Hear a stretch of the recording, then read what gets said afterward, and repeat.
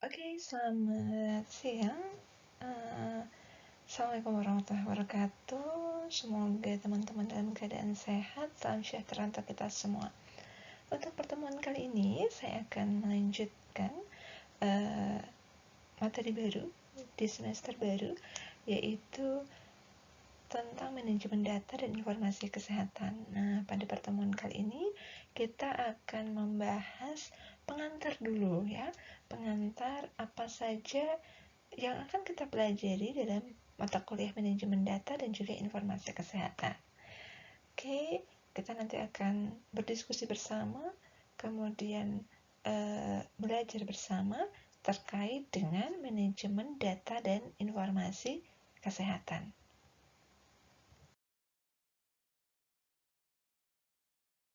Baik, kita lanjutkan ya. Untuk pokok bahasan yang akan kita pelajari bersama di mata kuliah manajemen data di sini, apa saja sih pokok bahasannya? Yang pertama adalah nanti kita akan belajar apa saja kontrak belajarnya. Di awal nanti sudah saya ingatkan apa saja yang menjadi tugas, apa yang akan diberikan dalam praktik, dan apa yang harus disiapkan oleh teman-teman.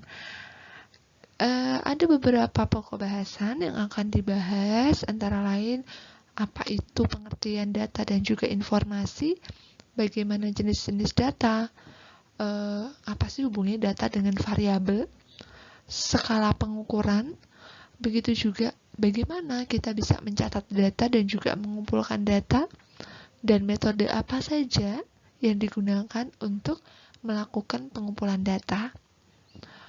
Begitu juga dengan manajemen data dan informasi kesehatan. Jadi tidak hanya data saja, tapi bagaimana kita memanage data itu menjadi sebuah informasi khususnya di bidang kesehatan. Bagaimana prosesnya supaya data itu bisa menjadi sebuah informasi, dan apa saja sih manfaat kita mempelajari atau membuat sebuah data itu menjadi sebuah informasi kesehatan.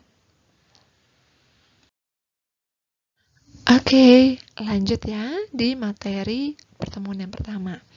Yang pertama adalah poin yang pertama untuk materi, kita akan mempelajari apa itu data dan juga informasi. Jadi data itu berasal dari kata yang tunggal di bahasa Latin ya, yaitu datum gitu. Artinya adalah hasil pengukuran atau pengamatan. Bentuk jamaknya, jadi kalau datum itu dijadikan satu misalnya, itu berupa himpunan hasil perhitungan atau pengukuran yang kita sebut dengan data. Jadi kalau sebut data itu sudah himpunan, sudah kelompok. Jadi kalau menulis jangan data-data, tidak. Cukup dengan menuliskan data itu sudah menggambarkan himpunan atau kumpulan hasil perhitungan dan juga pengukuran. Jelas ya? Jadi ada datum, bentuk jamaknya adalah data yang menjadi himpunan tadi. Nah, apabila data tadi diorganisir dengan cara tertentu sehingga memberikan arti bagi si penerima, itu yang disebut dengan informasi. Biasanya kita membuat data itu menjadi sebuah informasi supaya lebih mudah orang itu bisa memahami. Seperti itu. Ya. Nah, tadi di awal kita berbicara data dan juga datum. Ilustrasinya bisa teman-teman lihat di dalam slide ini. Bagaimana sih perbedaan datum dan data? Misalnya, ada nama sekolah A, B, C, D, dan E. Setiap sekolah itu memiliki siswa dengan jumlah tertentu. Sekolah A 100, sekolah B 125, sekolah C 250, dan seterusnya.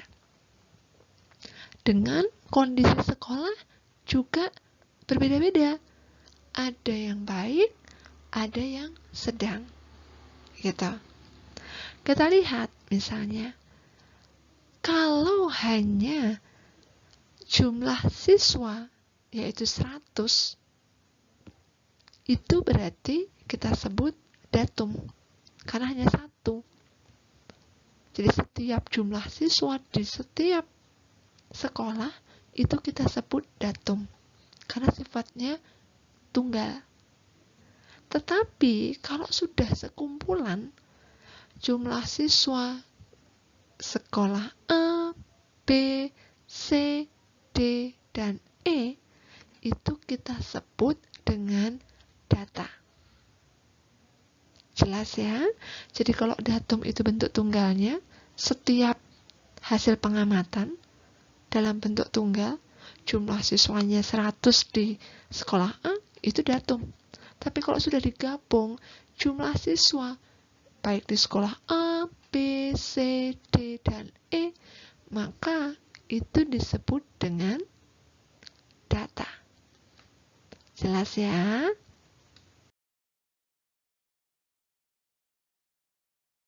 Berbicara tentang data, tadi sudah saya ungkapkan bahwa data itu berasal dari bahasa Latin, yaitu datum tadi, yang berarti sesuatu, atau bisa kita sebut data itu sebagai penggalan dari informasi. Lalu perbedaannya apa antara data dan informasi? Perbedaannya ada pada level abstraksinya antara keduanya. Jadi kalau data itu tingkatannya itu paling rendah. Data akan baik jika bisa diolah menjadi sebuah informasi.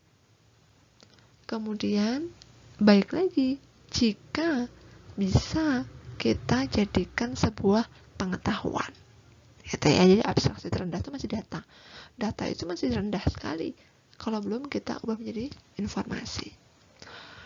Kalau kita berbicara penelitian, data itu sebenarnya adalah keterangan dari hasil pengamatan yang menerangkan karakteristik subjek yang diamati. Berat badan itu adalah hasil pengamatan. Oh, berat badan si A, si B itu 50, ada yang 47. Jadi menerangkan, oh karakteristiknya si A itu dengan berat badan sekian. Mungkin terlihat gemuk, karakternya seperti itu. Jadi keterangan dari hasil pengamatan. Data sendiri itu bisa berbentuk angka dan juga non-angka atau bukan angka. Data yang berbentuk angka misalnya umur, berat badan, tinggi badan misalnya. Tapi bisa juga bukan angka. Tingkat pendidikan misalnya, rendah, tinggi gitu ya.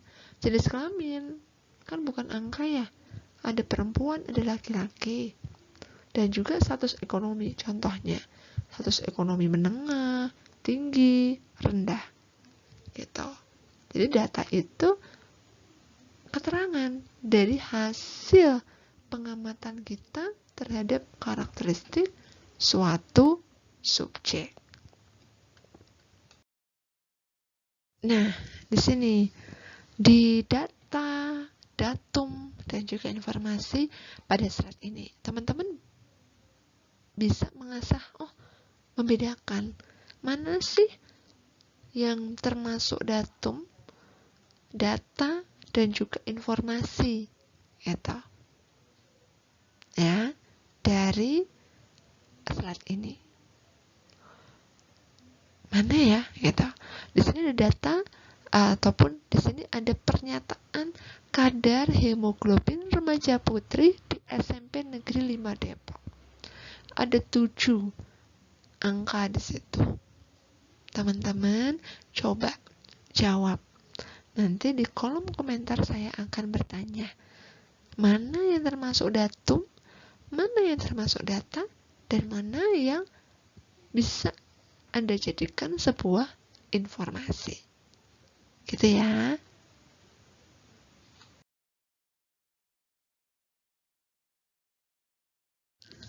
Nah, sebelum beranjak lebih jauh, saya akan mengajak teman-teman untuk menggali lagi jenis-jenis data. Ini menjadi dasar ya sebenarnya. Ada beberapa jenis data, pengelompokannya ada beberapa macam. Yang pertama adalah berdasarkan sumber perolehan. Dari mana itu diperoleh? Kita sebut ada dua, yaitu data primer dan juga sekunder. Data primer itu biasanya diperoleh sendiri oleh si peneliti dari subjek penelitian menggunakan instrumen yang sudah disiapkan sebelumnya. Instrumen tersebut bisa berupa angket, kuesioner, ada juga mungkin recorder atau hasil perekaman gitu. Jadi itu yang disebut dengan data primer. Nah, kalau data sekunder itu apa? Jadi, kalau data sekunder itu bukan dikumpulkan sendiri oleh si peneliti, tetapi didapatkan secara resmi dari sumber yang berkompeten. Misalnya, angka di kabupaten tertentu dari BPS. Atau mungkin laporan tahunan yang biasanya kita sebut riset kesehatan dasar, misalnya dari Kementerian Kesehatan. Atau juga bisa studi literatur dari penelitian sebelumnya dan juga studi literatur di perpustakaan. Yang menjadi kekurangannya, di samping itu mudah, data sekunder itu, tetapi seringkali tidak sesuai dengan rancangan ataupun desain penelitian. Itu ya. Kalau primer didapatkan sendiri, kalau sekunder bisa didapatkan dari instansi terkait. Kalau misalnya peneliti itu tidak mengukur langsung, tetapi menggunakan orang lain, itu biasanya bisa disebut data primer atau sekunder. Nanti kita diskusi di forum GC. Kira-kira kalau menurut teman-teman itu termasuk data primer tidak? Misalnya saya sebagai peneliti, tapi saya tidak mengambil datanya itu sendiri, gitu. Menggunakan misalnya mahasiswa sebagai enumerator atau pengumpul data. Nah, itu disebut data primer atau sekunder ya? Gitu. Nanti kita diskusi ya. Nah, yang perlu diperhatikan pada data primer dan sekunder adalah pada proses penyajian datanya.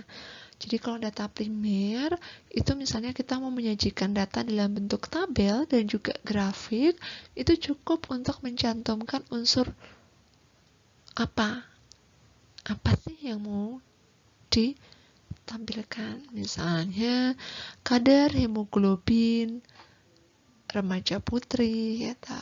Itu kan apa sih gitu. Tapi kalau data sekunder ini ada syaratnya. Jadi pada saat mau menampilkan di dalam tabel ataupun grafik itu harus secara eksplisit, harus jelas, mencantumkan 3W, apa, kapan, dan di mana. Misalnya data hemoglobin remaja putri tahun sekian di mana. Dan biasanya di bagian bawah gambar ataupun tabel akan dicantumkan sumbernya dari mana. Misalnya sumber Kementerian Kesehatan tahun 2020. Itu syarat wajibnya untuk data sekunder. Selanjutnya adalah pembagian data menurut kandungan informasinya. Kita biasanya membagi menjadi dua, yaitu data kualitatif dan kuantitatif. Data kualitatif di sini adalah keterangan dalam bentuk uraian yang menggambarkan atau melukiskan karakteristik subjek yang diamati. Contohnya, misalnya tingkat pendidikan. Dia hanya bentuk uraian, tingkat pendidikannya sebagian besar tergolong tinggi, misalnya begitu. Hanya menguraikan. Sementara, kalau data kuantitatif itu adalah keterangan dari sumber berupa angka. Sehingga hasil tadi itu bisa dianalisis tanpa harus memberikan skor. Misalnya berat badan, tinggi badan, penghasilannya sekian, 1 juta. Ya. itu jumlah anggota keluarga, berapa tuh orangnya, itu ya. Kualitatif itu tidak ada nilainya, dia itu tidak ada nilai real, tidak berupa angka tadi.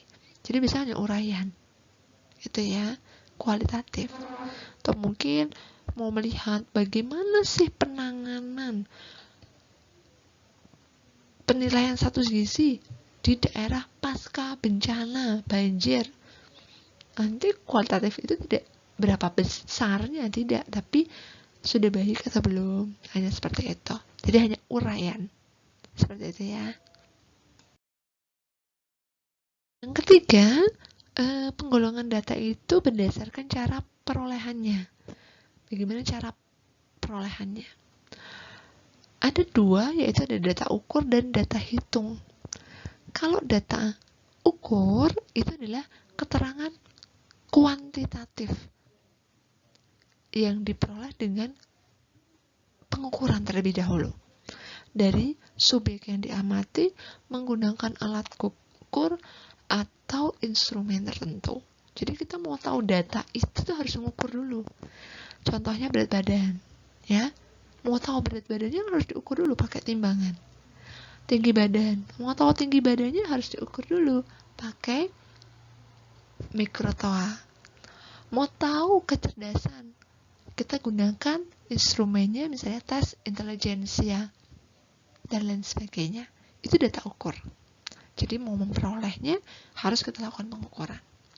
Kalau data hitung itu adalah data kuantitatif sama, gitu, tapi yang diperoleh dengan mencacah atau membagi jumlah subjek dengan karakteristik yang identik. Misalnya, saya mengamati di kelas, ya, teman-teman ini ternyata ada 50 orang atau 200 orang deh. Dari 200 orang itu ternyata 150-nya adalah perempuan. Maka bisa dibuat data hitungnya gimana? Proporsi atau persentase perempuan itu adalah 75%. Dari mana? 150 dibagi 200 total dikali 100. Gitu. Jadi mengelompokkan berdasarkan karakteristik tertentu. Dihitung berdasarkan karakteristik tertentu. Gitu ya. Jadi perbedaannya kalau ukur harus diukur dulu. Kalau hitung itu kita mencacah berdasarkan hasil pengamatan, kita bedakan nih berdasarkan karakteristik yang identik. Gitu. Nah, selanjutnya apa sih kaitannya data dengan variabel? Jadi variabel itu adalah kumpulan data dengan atribut yang sama, tetapi nilainya itu tidak seragam. Bisa tinggi, bisa rendah. Misalnya variabel itu tinggi badan. Di dalam satu kelompok, dalam satu kelas misalnya ya, saya mengamati teman-teman nih di kelas misalnya 01 atau 02 memiliki berat badan semuanya, gitu ya. Tapi berat badan itu nggak sama, itu bervariasi. Ada yang berat badannya itu rendah, ada berat badan sangat tinggi, misalnya begitu. Ini adalah variabel. Kita sebut misalnya variabel berat badan. Jadi tadi kumpulan data berat badan si A, si B, si C sampai dengan si keberapa tadi kita kumpulkan, sama-sama menggambarkan berat badan, tetapi nilainya itu tidak seragam. Ada yang tinggi, mungkin juga ada yang sangat rendah. Begitu. Jadi kalau kita berhubungan dengan variabel dan data itu seperti apa? Jadi variabel itu kumpulan dari data yang kita kumpulkan tadi. Ya. Sama-sama menggambarkan atribut yang sama, tetapi nilainya itu tidak seragam. Berat badan satu kelompok, satu kelas tidak akan sama, bervariasi pasti, karena menggambarkan setiap individu atau setiap karakteristik yang kita ukur.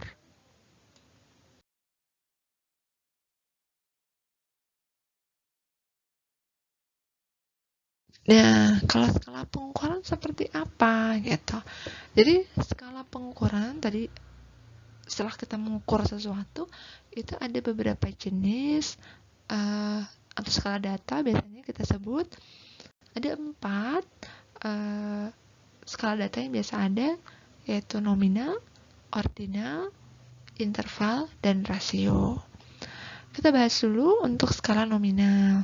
Jadi ini adalah tingkatan yang paling rendah. Jadi hanya membagi objek tadi menjadi kelompok-kelompok dan tidak tumpang tindih. Antara kelompok biasanya tidak ada hubungan atau tingkatan yang jelas.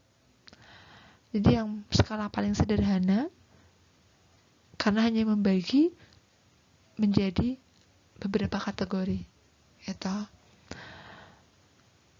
Dan tidak diketahui beberapa kategori atau kelompok tadi tingkatnya itu bedanya itu seberapa. Jadi hanya membedakan saja. Contohnya jenis kelamin, ya hanya membedakan laki-laki perempuan.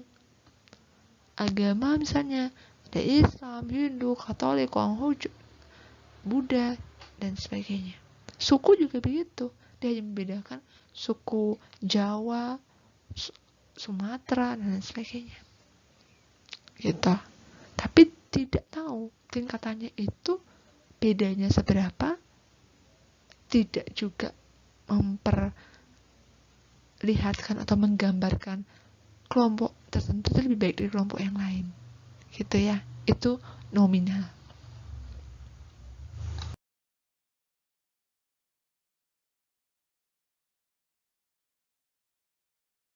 Yang kedua adalah skala ordinal. Jadi sama juga, ini mengelompokkan, ya, mengelompokkan menjadi kelompok-kelompok yang tidak tumpang tindih. Tetapi ada hubungan atau ada ranking antar kelas.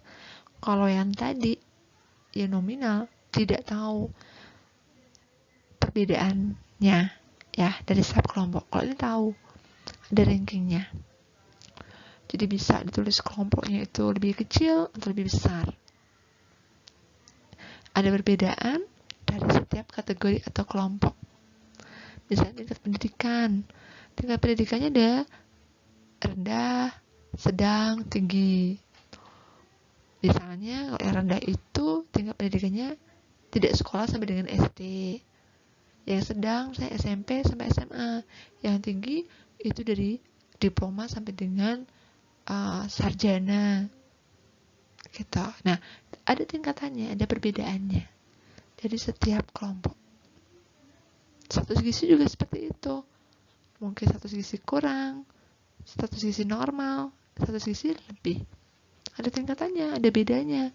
Normal kalau IMT-nya sekian sampai sekian misalnya. Kalau lebih sekian sampai sekian.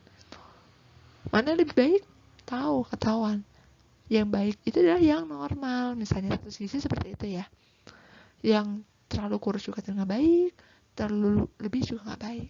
Nah, itu bedanya antara ordinal dengan nominal. Nominal hanya ya udah mengelompokkan, nggak tahu mana yang baik mana yang enggak.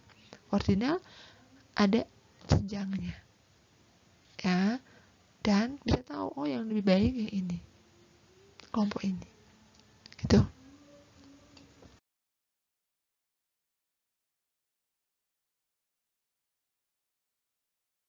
Nah, yang ketiga adalah interval. Skala interval ini jadi biasanya untuk data-data yang kategori numerik ya. Data-data berupa angka, number begitu. Tingkatannya itu lebih tinggi dibandingkan dua skala yang sebelumnya, nominal dan juga ordinal. Gitu. Kemudian yang menjadi ciri ini adalah biasanya tidak memiliki nilai 0 absolut. Terdapat nilai negatif misalnya seperti itu. Jadi 0 itu belum tentu 0 gitu. Contohnya temperatur, suhu, kayak begitu. Atau juga bisa pengetahuan gitu. Kita menilai pengetahuan menggunakan kuesioner. Pada saat dia jawabannya salah semua, belum tentu pengetahuan gizinya itu dia 0 absolut. Nggak berpengetahuan gizi, belum tentu. Karena mungkin yang kita tanyakan itu dia memang tidak menguasai. Jadi tidak ada 0 absolut. ya. Jadi 0 tuh belum tentu dia itu tidak punya pengetahuan gitu.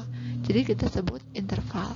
Sama dengan suhu 0 itu punya nilai, ya kan? Suhu tuh 0 tuh punya nilai, ada negatifnya. Beda dengan berat badan 0 ya memang gak ada berat badannya. Makanannya 0, berat makanan itu tidak ada gitu ya. Bedanya interval. Jadi cirinya itu punya tidak punya nilai 0 absolut. 0 itu tidak benar-benar 0. Suhu 0 tuh masih punya nilai. Pengetahuannya misalnya dia dari hasil kuesioner tuh 0, belum tentu dia itu tidak punya pengetahuan gitu. Ya, mungkin tidak menguasai gitu, tapi punya pengetahuan. Gitu ya.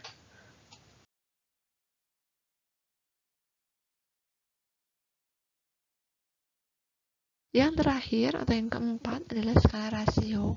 Jadi skala pengukuran atau skala data ini tingkatannya paling tinggi gitu ya, dibanding nominal, ordinal, dan juga rasio. Karena dapat membandingkan kelompok dan memiliki nilai absolut atau 0, itu benar-benar 0. Gitu ya. Jadi itu kelebihannya itu. Contohnya berat badan. Tadi ya, kalau 0 itu berat makanan, 0 itu ya 0. Gitu. Kadar zat besi, asupan makan, berapa sih proteinnya? Proteinnya 0 ya dia nggak makan makanan sumber protein, atau dia makan makanan tapi yang sumber proteinnya tidak ada. Jadi 0 itu benar-benar menggambarkan 0. Gitu ya. Jadi tingkatan paling rendah itu pada skala nominal, diikuti ordinal, interval, dan rasio terakhir. Itu tingkatnya paling tinggi. Ada juga yang membedakan skala pengukuran itu jadi dua.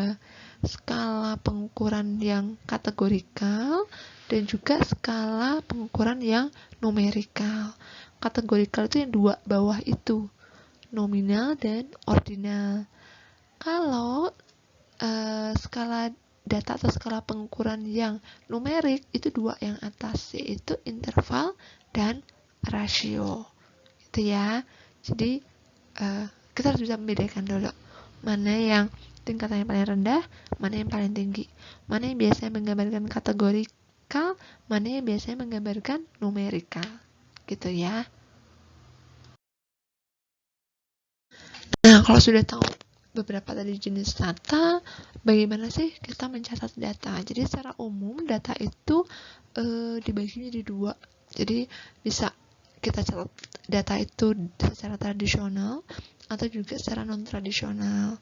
Kalau tradisional biasanya setiap profesi atau petugas kesehatan atau petugas memiliki catatan yang terpisah. Atau yang kedua, kalau non-tradisional itu biasanya sudah terintegrasi, sudah berorientasi pada masalah. Jadi data misalnya di gizi itu terintegrasi dengan data di perawat atau di kesehatan masyarakat. Misalnya kita contohnya di puskesmas misalnya. Jadi data itu terintegrasi, gitu ya. Jadi problem oriented record. Jadi misalnya mau masalah stunting ya, nggak cuma gizi, tapi keselingnya, kesehatan lingkungannya, kemudian kesehatan masyarakatnya, kemudian dari perawat seperti apa, dari kebidanan seperti apa. Jadi itu terintegrasi, biasanya seperti itu. Nah, lanjut, sudah dicatat gimana sih cara mengumpulkan data. Jadi sebenarnya pengumpulan data ini adalah sebuah proses ataupun cara ataupun kegiatan yang dilakukan oleh peneliti atau seorang pengumpul data untuk menghimpun ataupun menjaring berbagai informasi, bisa kondisi, bisa juga fenomena di lokasi penelitian sesuai dengan lingkup penelitiannya. Jadi mau melihat misalnya tentang ASI eksklusif, ya mau melihat data-data misalnya tentang biasanya ibu memberikan ASI eksklusif itu berapa lama, kemudian frekuensinya seperti apa, durasinya bagaimana, kemudian makanan ibunya, seperti itu, tergantung dari ruang lingkup penelitian yang akan dilakukan. dari segi ibunya saja atau dari segi anaknya atau seperti apa. Jadi pengumpulan data tadi ya, sebuah proses atau kegiatan tadi yang ingin menjaring atau mengungkap berbagai fenomena, bisa informasi dan juga kondisi lokasi penelitian sesuai dengan ruang lingkup penelitian yang akan kita lakukan. Cara mengumpulkan data itu seperti apa gitu. Cara pengumpulan data itu yang pertama bisa kita lihat dari catatan medik dan juga dari survei. Kalau catatan medik itu caranya lebih mudah gitu ya. Jadi kita mengumpulkan data dari catatan medik yang ada biasanya di sarana kesehatan. Tapi memiliki negatifnya adalah datanya itu biasanya sering tidak lengkap, tidak sesuai dengan desain kita. Jadi kita harus menyesuaikan desain penelitiannya gitu ya. Cara kedua bisa dengan survei. Jadi kita mengumpulkan data ataupun data primer itu sesuai dengan kebutuhannya. Mau lihat ASI eksklusif ya, kita lihat apa saja yang data yang sekiranya berhubungan dengan ASI eksklusif. Tetapi ada minusnya juga, yaitu biasanya membutuhkan tenaga, waktu, dan biaya yang cukup besar. Jadi pengumpulan data itu bisa disesuaikan dengan kondisi keuangan, desain yang akan kita lakukan, tujuan penelitian, gitu. Jadi boleh tidak ada harus data primer, tidak. Kalau memang data sekunder dan sesuai dengan tujuan, ya boleh dilakukan. Nah tadi, kalau sudah mengumpulkan data, lalu gimana sih? Gitu. Ini pesan yang harus teman-teman garis bawahi, bahwa data yang telah terkumpul itu akan bermanfaat jika diolah dengan baik, sehingga bisa memberikan informasi terkait dengan data yang kita kumpulkan. Tadi ASI eksklusif, datanya banyak sekali, dari durasi, frekuensi, tapi tidak kita olah, ya tidak akan mendapatkan manfaat. Informasinya adalah, misalnya, ternyata sebagian besar ibu-ibu di desa X itu tidak memberikan ASI eksklusif, karena dia hanya memberikan ASI paling banter atau paling lama itu hanya 3 bulan. Itu pun kadang ada yang 6 bulan, tetapi pada bulan keberapa sudah ditambahkan makanan lain atau minuman lain gitu. Nah, akan bermanfaat jika Anda sudah membuatnya menjadi sebuah informasi gitu ya. Oleh karena itu, teman-teman harus belajar yang namanya manajemen data. Karena apa? Mengumpulkan data jumlah banyak, jumlah besar itu tidak cukup. Ya, tidak cukup. Harus punya kemampuan dalam mengolah data itu menjadi sebuah informasi atau bisa menyimpulkan menjadi sebuah informasi yang bermanfaat bagi orang yang membaca data tersebut. Gitu. Jadi tujuan di sini adalah teman-teman harus tahu apa sih data itu, kemudian bagaimana pentingnya data, pentingnya pengumpulan data, sekaligus setelah berhasil dikumpulkan harus tahu caranya itu seperti apa supaya data itu termanage dengan baik sehingga bisa menghasilkan informasi atau kesimpulan yang baik pula bagi target atau sasaran gitu ya. Jadi kenapa belajar manajemen data gitu. Karena ini tadi, mengumpulkan data tidak cukup hanya sekedar mampu mengumpulkan gitu. Lalu apa sih manajemen data khususnya di bidang kesehatan? Jadi manajemen data kesehatan itu rangkaian kegiatan. Jadi teman-teman, rangkaian kegiatan mulai dari mengolah data, dari pencatatan, pengumpulan, pengolahan, hingga analisis data sehingga menjadi sebuah informasi kesehatan. Jadi rangkaian itu tadi, itulah manajemen data. Tidak bisa dipisahkan. Ya, manajemen data dengan data itu sendiri. Kalau nggak pernah ada pencatatan, mana bisa menghasilkan informasi, gitu ya. Gitu. Manajemen di sini juga nanti berhubungan dengan statistika. Jadi antara data dengan statistik itu saling melengkapi, komplementer. Ya, tidak mungkin sebuah data itu akan baik informasinya kalau nggak diolah secara statistik. Statistik juga begitu, tidak mungkin bisa mengolah kalau nggak ada datanya, gitu ya. Jadi manajemen data itu masuk dalam ranah juga hubungan antara manajemen data dan juga statistik itu sendiri. Nah, dalam manajemen data itu ada sebuah proses pengalihan, ya, perubahan atau proses pengubahan data menjadi sebuah informasi. Pertama kita mengumpulkan data dulu, ya. Kemudian data sudah terkumpul, kita akan olah. Macam-macam ya, nanti bisa pakai SPSS, bisa pakai apa gitu ya. Kemudian data tersebut kita sajikan. Jadi olah, sajikan. Dapatlah analisis.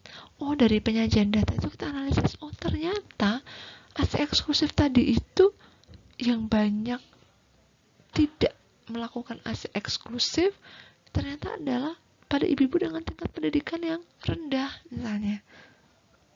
Informasinya adalah bisa kita berikan informasi. Oh, ternyata memang sebagian besar ibu-ibu di desa X misalnya tidak memberikan bayinya ASI eksklusif.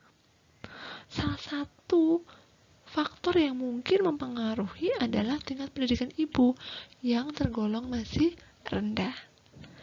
Nah, dari informasi tersebut akan timbul sebuah rencana-rencana, sebuah aksi dengan memanfaatkan informasi tersebut. Bagaimana ya caranya supaya ASI eksklusif meningkat? Bagaimana cara memantau supaya ibu tetap ataupun harus memberikan ASI eksklusif? Bagaimana cara misalnya menilai bahwa ASI eksklusif itu benar-benar dilakukan? Jadi itu, dari sebuah data itu Anda akan mendapat sebuah informasi, dari informasi itu akan muncul sebuah perencanaan, pemantauan, dan lain sebagainya. Nah, tadi akan kita bahas selanjutnya, bagaimana cara kita mengolah data yang sudah kita kumpulkan menjadi sebuah informasi yang akurat, informasi yang baik, itu sangat menentukan rencana yang akan kita lakukan ke depannya. Gitu ya. Apa hubungan data, informasi, dan action? Jadi, pada saat sudah mengumpulkan data, oleh sistem informasi itu akan diubah menjadi informasi. Nah, informasi ini juga sangat terkait dengan kualitas. Kalau kualitasnya baik, ya nanti perencanaannya atau sistem manajemennya itu juga akan baik. Gitu. Kalau kita sudah mengumpulkan data dengan baik, tapi mengubah data menjadi informasinya itu nggak baik, ya kualitas datanya nggak baik, sehingga proses perencanaan selanjutnya juga kurang baik. Jadi saling berhubungan. Dari mulai pengumpulan, kita menganalisis menjadi sebuah informasi, kemudian dari informasi itu akan muncul sebuah rencana, harus ngapain, misalnya seperti itu. Dan itu sangat terkait dengan bagaimana kita mengubah sebuah data atau sekumpulan data tadi menjadi sebuah informasi. Terakhir, bagaimana tujuan dan juga manfaat informasi, khususnya informasi di bidang kesehatan. Jadi sebenarnya tujuannya adalah kita bisa mengelola data dan juga informasi tadi, mulai dari kita mengumpulkan, proses pengolahannya, metodenya seperti apa, kemudian kita menganalisis, sampai dengan menyajikan informasi tersebut sehingga dapat berdaya guna. Artinya, bisa memberi manfaat pada target atau pembaca. Manfaatnya hampir sama ya. Jadi, setelah muncul informasi kesehatan, akan membantu proses pengambilan keputusan ke depannya.